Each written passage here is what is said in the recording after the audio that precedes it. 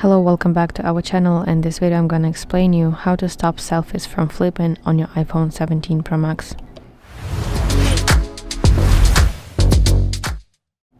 Have you ever noticed that when you take a selfie on your iPhone 17 Pro Max, the photo just slips after you snap it? That's because the camera shows you a mirrored preview, but then saves the actual image the way others would see you. And if you prefer your selfies to stay exactly as they look on the screen, here's exactly how you can do that. So go to settings on your iPhone 17 Pro Max, and then you want to scroll until you reach camera option.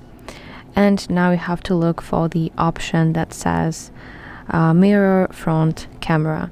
By default, this is turned off, which is why your selfies flip, and you have to move the slider to the right like this to switch it on. And from now, whenever you take a selfie with the front camera, the photo will look exactly like you see it on your screen before making a photo.